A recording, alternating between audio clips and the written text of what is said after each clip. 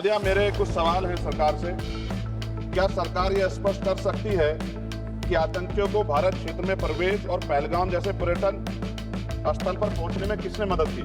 क्या भारत सरकार ने अंतर्राष्ट्रीय मंचों पर यह मांग रखी है क्या कि जब तक पाकिस्तान आतंकवाद पर कठोर कार्रवाई नहीं करता तब तक उसे किसी प्रकार की आर्थिक सहायता न दी जाए? प्रधानमंत्री जी ने इस हमले के बाद पहलगाम का दौरा क्यों नहीं किया, जबकि देश भर में भावनात्मक उबाल था? माननीय सदस्य श्री चंद्रशेखर जी। मैडम, धन्यवाद सभापति महोदया। आओ झुककर सलाम करें उनको जिनके हिस्से में मकाम आता है। बहुत खुशनसीब होते हैं वो लोग जिनका लहू देश के काम आता है। मैं सबसे पहले ऑपरेशन सिंदूर में जो हमारे देश की सेना है उसने जो पराक्रम दिखाया, शौर्य दिखाया, उसके लिए उनको सैल्यूट करता हूं, जय भीम करता हूं। और पहलगाम हमले में जो निर्दोष हमारे नागरिक शहीद हुए या अन्य जो लोग उसके बाद सीज फायर के बाद जो शहीद हुए, उन सभी लोगों के लिए प्रार्थना करता हूं कि उनके परिवारों को कुदरत दुख सहने की शक्ति दे। महोदया, मेरे कुछ सवाल हैं सरकार से। क्या सरकार यह स्पष्ट कर सकती है कि आतंकियों को भारत क्षेत्र में प्रवेश और पहलगाम जैसे पर्यटन स्थल पर पहुंचने में किसने मदद की? क्या सुरक्षा एजेंसियों को इस हमले की पहले से कोई खुफिया इनपुट प्राप्त हुए थे? यदि हाँ, तो उन पर क्या कार्रवाई हुई? पहलगाम हमले में शहीद हुए नागरिकों और स्थानीय ड्राइवर माजिद खान के परिजनों को सरकार द्वारा क्या मुआवजा सहायता दिया गई? क्या सरकार पर्यटकों की सुरक्षा सुनिश्चित करने के लिए विशेष स्टैंडर्ड ऑपरेटिंग प्रोसीजर लागू कर रही है क्या? क्या भारत सरकार ने अंतर्राष्ट्रीय मंचों पर यह मांग रखी है क्या कि जब तक पाकिस्तान आतंकवाद पर कठोर कार्रवाई नहीं करता तब तक उसे किसी प्रकार की आर्थिक सहायता न दी जाए? ऑपरेशन सिंदूर के बाद जब पाकिस्तान ने जवाबी हमले किए और 21 भारतीय नागरिक शहीद हुए, यहां तक कि हमारे गुरुद्वारों को भी निशाना बनाया गया, तब सरकार ने सीज फायर की अनुमति क्यों दी? क्या यह भारत की कूटनीति कमजोर नहीं दर्शाता? सभापति महोदया, मुजफ्फरनगर में हमारे जिला सचिव हैं भाई कामिल, उनके परिवार के 2 बच्चे भी इस हमले में शहीद हुए थे। क्या सरकार ये मानती है कि टीआरएफ द्वारा इस हमले में खासतौर पर हिंदू पर्यटकों को निशाना बनाना भारत में सांप्रदायिक द्वेष को बढ़ावा देने का प्रयास था? यदि हाँ, तो इसे रोकने हेतु सरकार ने क्या रणनीति बनाई? सरकार उस मुस्लिम पोनी ऑपरेटर को क्या सम्मान देगी जिसने अपनी जान देकर तीर्थयात्रियों की रक्षा की? क्या उसे शहीद घोषित किया जाएगा? पाकिस्तान को हाल ही में आईएमएफ द्वारा $2 अरब से अधिक की सहायता राशि दी गई है। क्या भारत ने औपचारिक रूप से आईएमएफ और अन्य वैश्विक संस्थाओं के समक्ष आपत्ति दर्ज कराई है? क्या सरकार ने जांचा है कि आईएमएफ या अन्य विदेशी मदद का कोई हिस्सा आतंकवादी गतिविधियों में उपयोग तो नहीं हो रहा है? क्या सरकार ये स्वीकार करती है कि पहलगाम हमले में खुफिया तंत्र पूरी तरह विफल रहा है? यदि हाँ, तो कौन जिम्मेदार है और उसके विरुद्ध क्या कार्रवाई होगी? क्या सरकार स्पष्ट कर सकती है इतने भारी सुरक्षा प्रबंधों के बावजूद टीआरएफ जैसे आतंकवादी संगठन के सदस्य भारत में प्रवेश कैसे कर जाते हैं? क्या सरकार ये बताएगी पहलगाम जैसे संवेदनशील क्षेत्र में सुरक्षा समीक्षा अंतिम बार कब की गई थी और उसमें क्या कमियां चिन्हित की गई थी? प्रधानमंत्री जी ने इस हमले के बाद पहलगाम का दौरा क्यों नहीं किया, जबकि देश भर में भावनात्मक उबाल था? क्या सरकार ने शहीद हुए नागरिकों के परिजनों को आर्थिक मदद व स्थायी सहायता प्रदान की? यदि हाँ, तो उसका विवरण सदन में प्रस्तुत करें। महोदया, सरकार के लोग सेना के सम्मान की बात करते हैं।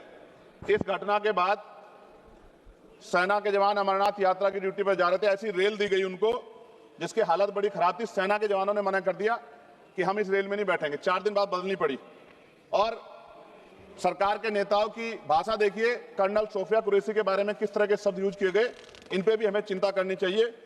देश की सेना के लिए मेरी मांग है महोदया कि सेना और अर्धसैनिक बलों के वेतन को टैक्स मुक्त किया जाए, बैटल ऑफ ऑनर से सम्मानित, क्योंकि ये इस समय ऐसा विषय चल रहा है कि देश की सेना पे हमें गौरव है, गर्व है, लेकिन जिस तरह से आतंकवादी गतिविधियां बढ़ी है, मेरी मांग है कि बैटल ऑफ ऑनर से सम्मानित चमार रेजिमेंट को बहाल किया जाए, गुजर रेजिमेंट, मेहतर रेजिमेंट, यादव रेजिमेंट बनाए जाए, क्योंकि देश का जो किसान का मेरा उसके अंदर देश का जो गांव में रहने वाला जो व्यक्ति है उसके अंदर देश प्रेम का जज्बा बहुत जबरदस्त है।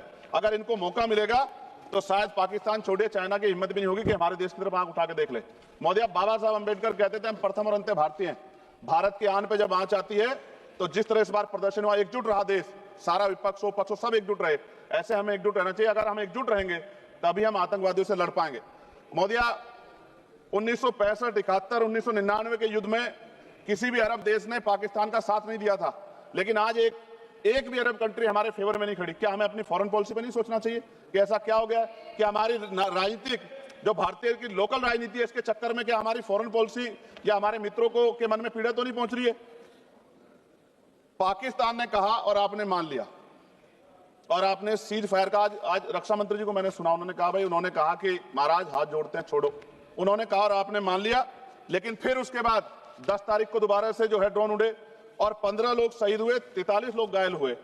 हम अपने आम नागरिकों को क्यों, जबकि मान रहे हैं, मैंने रक्षा मंत्री जी को सुना, वो कह रहे हैं कि ऑपरेशन सिंदूर खत्म नहीं हुआ, ये रोका गया, इसका मतलब हमें खतरा है कि दोबारा भी हमला हो सकता है। पाकिस्तान अपनी हरकतों से बाज नहीं आ रहा, तो हम अपने आम नागरिकों को और सेना के जवानों के जीवन को खतरे में क्यों डाल रहे हैं भविष्य में? क्या हमें इसके पुख्ता और परमानेंट इंतजाम नहीं करने चाहिए? जैसे अगर सरकार को, मैंने कई बार सुना सरकार के लोग अखंड भारत की बात करते हैं, इससे अच्छा मौका आपको काम मिलता। पीओक्यू लेने के बाद हमारे उत्तर प्रदेश के मुख्यमंत्री बार बार कहते कि चुनाव में कह रहे थे 6 महीने के बाद पीओक्यू इधर होगा, सरकार बन की, जनता ने तो मौका दे दिया, कहां है पीओक्यू? क्यों नहीं लेके आए इस बार आप लोग?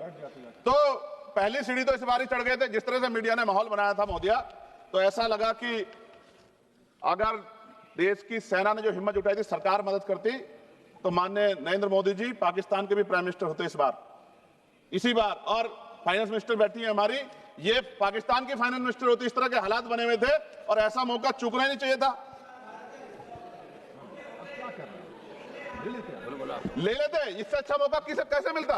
पूरा देश एकजुट था। मोदी, मैं खत्म करूंगा, पूरा देश एकजुट था, इससे अच्छा मौका कहां था? लेकिन अब अमेरिका में बैठ के कोई देश के फैसले कर ले तो देश की गरिमा पे, संप्रभुता पे बहुत बड़ा हमला है। इसको हमें समझना चाहिए, हमें समझना चाहिए किसी की हैसियत नहीं है। भारत दुनिया में इकलौता ऐसा देश है जिसका कोई मुकाबला नहीं कर सकता है। यहाँ का 140 करोड़ देशवासी एकजुट खड़ा है और सबको जवाब दे सकता है।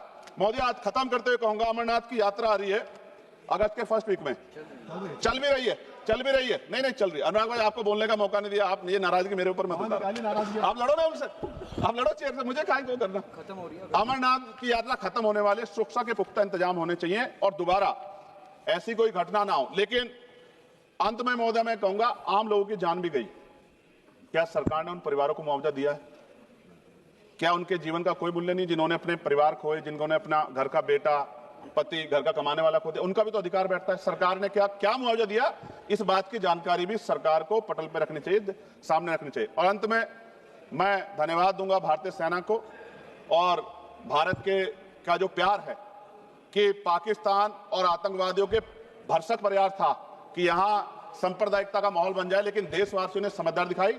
और कश्मीरियों को भी मैं बहुत धन्यवाद देता हूं कि उन्होंने कोशिश की कि किसी भी तरह से कश्मीर के ऊपर जो ये इतना बड़ा इल्जाम लगा है, ये इल्जाम में कश्मीरी शामिल ना हो, और ऐसे आतंकवादियों पर सख्त कार्रवाई। पता लगा है कि महादेव, ऑपरेशन महादेव हुआ है और यही पता लगा कि वो तीनों आतंकवादी मारे गए हैं। लेकिन मैंने अखबार में ये भी पढ़ा था कि वो जो मुख्य आरोपी था कुछ दिन पहले पाकिस्तान में था। कोई पिकनिक चल रही है कि उधर भी चले जाते, इधर भी आ जाते? क्या है बॉर्डर पे ऐसा?